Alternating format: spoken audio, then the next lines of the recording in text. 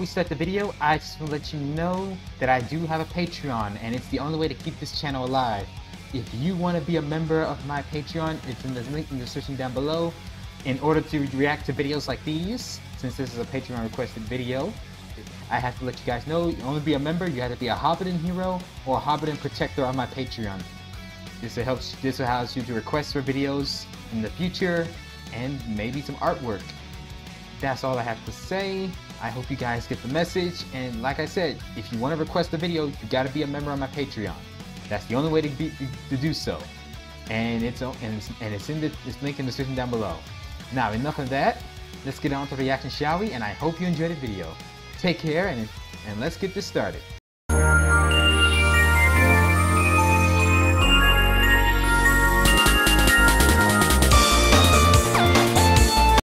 What is up, YouTube? Frost the Hobidon here, and today I am back with another reaction video for all of you, and this is going to be another reaction Patreon request, and it is by Nevin Punzel. This is the story of the Rugal and Adelheid Bernstein. Rugal and Adelheid Bernstein from King of Fighter lore. I am familiar with King of Fighters. I hope I didn't box that name. Thank you, Nevin Punzel, for this video requested. Thank you for being a member of my Patreon. If you want to show your support or send a request video, just be a member of my Patreon. It's in the description down below. It's $1 a month, or you can just go to my channel and there's the link there up in the top to help show your support. Now, King of Fighters, I'm familiar with this of the series, but I haven't gotten much into it. So hopefully this might get me interested in King of Fighters. Heck, I even watch the Great Clement's videos of fighting games.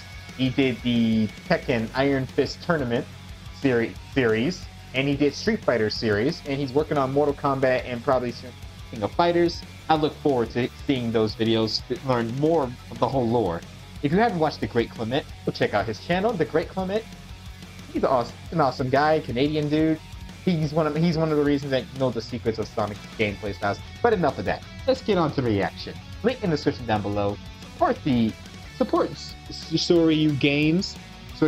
He's the one who made this video. And let's get on to the reaction. 3, 2, 1, go.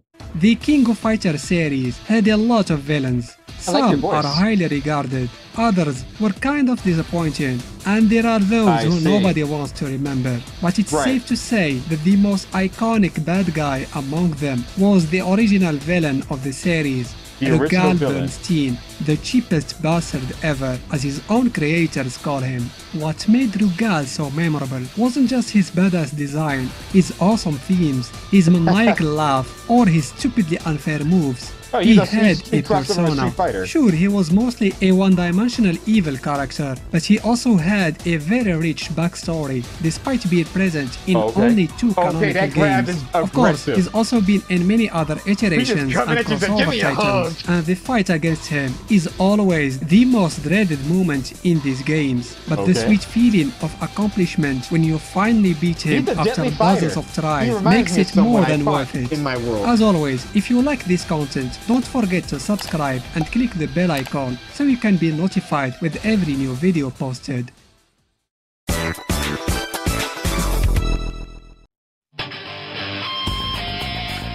I mean, he rocking it with style. Rugal's past is shrouded in mystery. We know nothing about his age, birthplace or family, except that he had a younger brother who he didn't see in a very long time. The closest thing that he might call as family was Rodem, his pet Black Panther. Rugal gained his nefarious notoriety when he became the leader of an international arm and drug dealing cartel, but he was far from the stereotype of the crime boss who's all brain and no muscles. He was feared in the fighting world as one of the strongest men alive.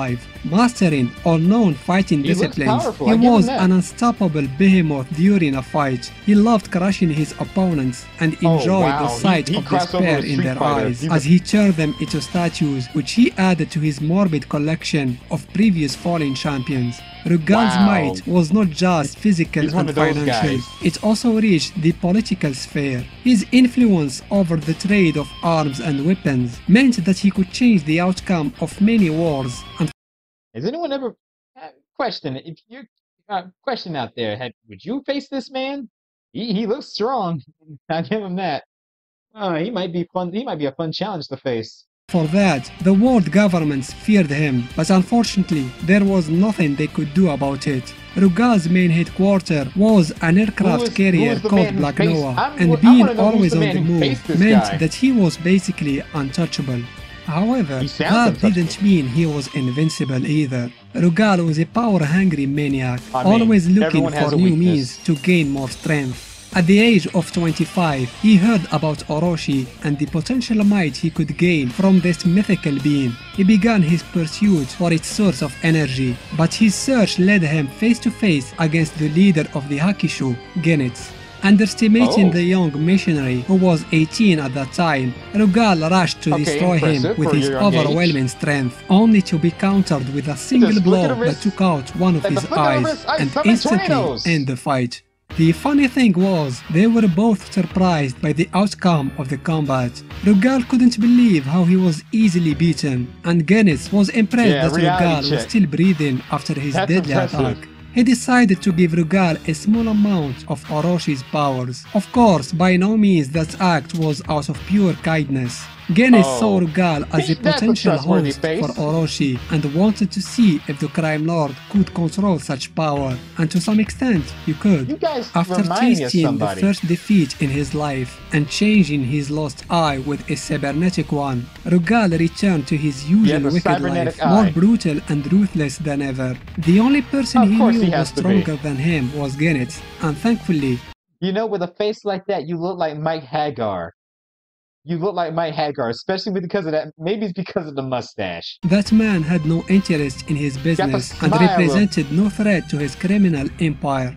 8 years before KOF 94, Rugal attacked a top secret base in Brazil just for the sake of demonstrating his power. He single-handedly killed 50 soldiers who gathered to celebrate the promotion of their fellow comrade, Hobidon. After learning that the ceremony was held for his exceptional talent in combat and strategy, Rugal challenged Hobidon in a fight, but was quickly disappointed by how weak the soldier was compared to him. He easily defeated Hobidon and irreversibly damaged one of his eyes. Rugal considered that Hobidon was not worth adding to his collection and felt that he wasted time with him. So, to blow off some steam, he killed his wife and daughter who were present in the base for the ceremony.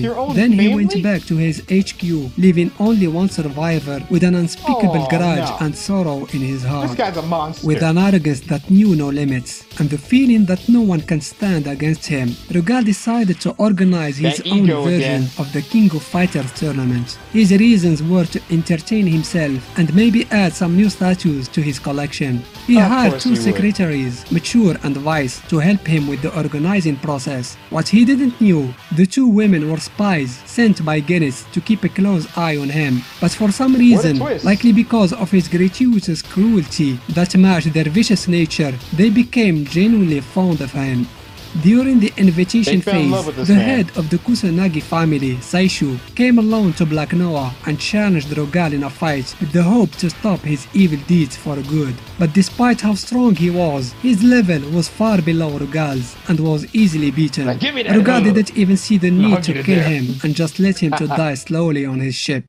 Wow. Understand the concept of love! This isn't Jet Set Radio. Also, that's a good song, though. The concept of love. This ain't Jet Set Radio. As the tourney came to an end, Rugal was eager to receive the winning team in his aircraft carrier. He wasted no time confessing his true intentions behind organizing the tournament. Team Japan was horrified when they saw the statues and learned that they were previous fighting champions. Plus, they also found Saishu lying on the ground and severely injured. Kyo and his friends were furious and prepared for combat, which is exactly what Rugal wanted. They managed to defeat him in the first round, but they knew something was not right. Their victory was easy. Too easy. They didn't have to wait long before learning that Rugal was just testing their strength, and now he was going to fight more seriously and use all his power. Needless to say, the difference in level between the crime boss and Team Japan was enormous. They learned the hard way that Rugal did not only had fearsome moves capable to obliterate any kind of opponents, he was also able to mimic others' techniques. But against all odds, Team Japan fought very well and succeeded in vanquishing their monstrous enemy, but not without a lot of effort and maybe a tad of luck as well.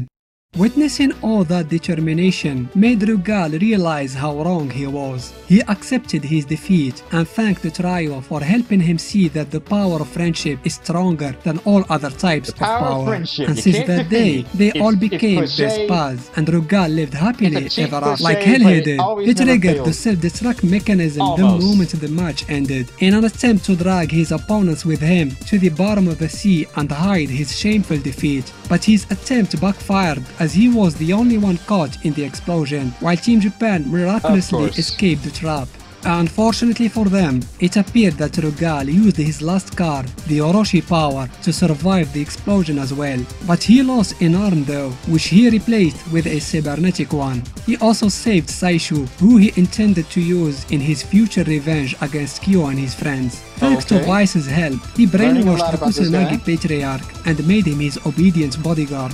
Without wasting time, he immediately started the preparations for the organizing of the next KOF. He sent invites with the same RC on them in hopes to lure Team Japan, and sure thing, his plan worked. Once they made it to the finals, Kyo and his friends were dragged by sleeping gas and kidnapped. They found themselves in an abandoned missile site where Rugal was waiting for them. He called his special bodyguard and watched with joy Kyo's reaction after seeing his father working for him. The crime boss then ordered Saishu to attack them.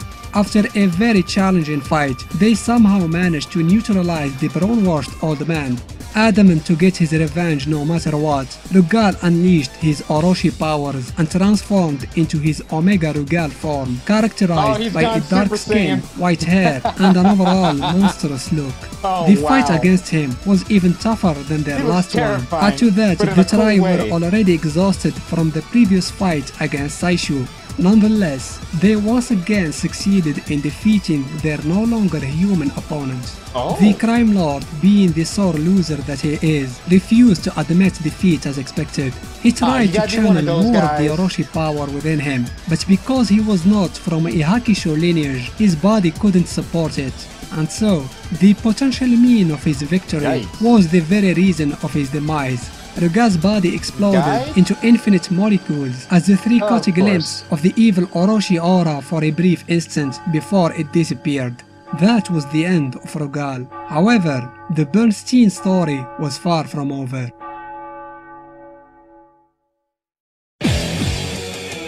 Okay, what's this? While he was building his criminal empire, it seems that Rugal did not forget to assure his own offspring. Unbeknownst to most people, he had two children, Adelheid and Rose.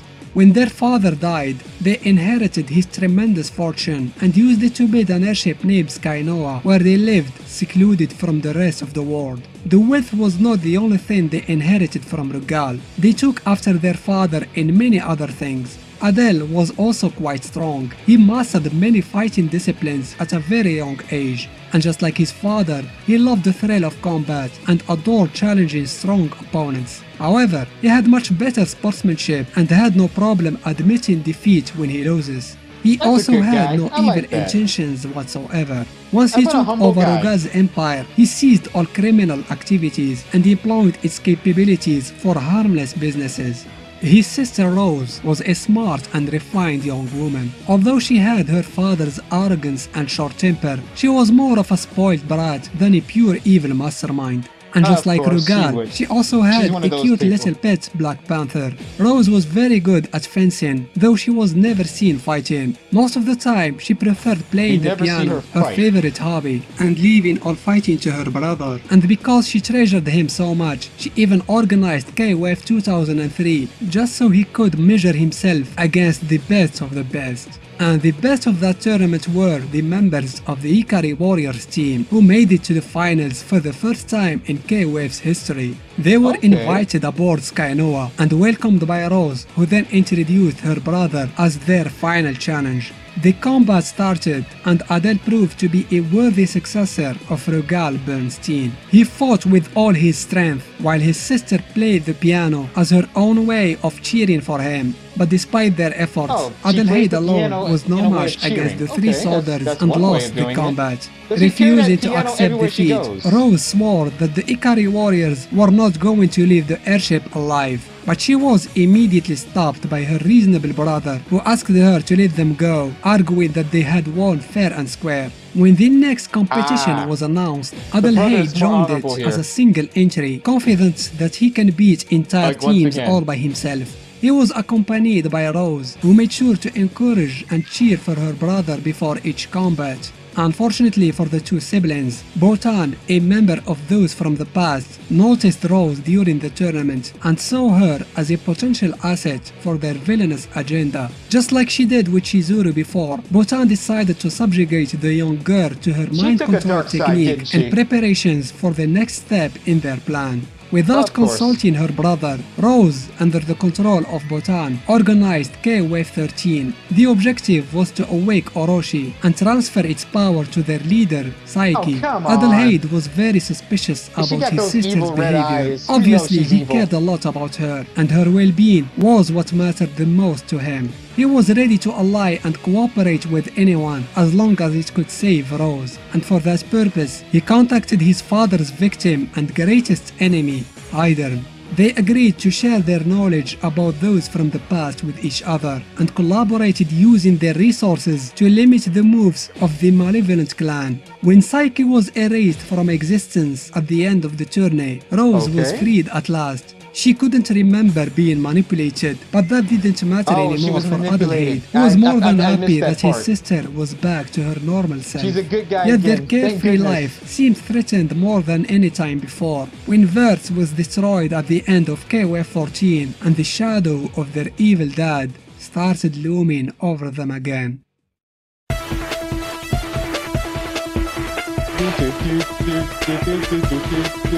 Rugal is the embodiment of cruelty and evil. He would never hesitate to crush anyone who dares stand in his way, literally. For that purpose, he mastered all known fighting styles. Rugal can gather energy from Earth itself and utilize it in different ways, like throwing projectiles of different sizes and forms, which is why he can easily mimic Geese's Reppuken and Krauser's Kaiser Wave. Much like many other characters, he can create a mirror-like shape capable of damaging and reflecting projectiles. He probably stole this technique from Athena and added his personal touch by changing its pink color. While it's true that Rugal is notorious of copying other fighters' moves, that doesn't mean he can't come up with his own deadly techniques. For instance, he has the strength and the ability to drag and slam people regardless of their sizes against the stage's wall, even when clearly there is no wall, and that is impressive. By far, his deadliest, cheapest, most dreaded technique is the infamous genocide cutter. Rugal can create a slashing aura with his feet, capable of cutting his enemies. And no, he is not wearing special sharp shoes, as some may think. This move is a nightmare for many, regardless of what game we're talking, and it just keeps getting worse and worse with each passing installment. But I think we can all agree that its version in '94 was totally broken and unfair. The developer said that he was supposed to be even cheaper than that. Rugal was originally thought to be capable of copying any move during the gameplay, kinda like Shang Tsung or Yumeji, but the idea was scrapped due to technical reasons. Adelheid inherited all his father's moves. Not only that, he can execute them in a much faster way and easily chain them together. However, his version of the said moves lacks strength. He seems he has to use a lot of energy to put them out, and that's why his supers, like the genocide cutter, were just his father's regular special moves. On the other hand, he has the advantage of being much younger, so he has enough time to catch up with his older man. Adelheid is also far less evil and treats his opponents with respect, unlike Rugal, who has absolutely no consideration for human life and kills for the heck of it, as seen with Hobidon's family. He can be incredibly salty upon losing, even in non-canonical entries.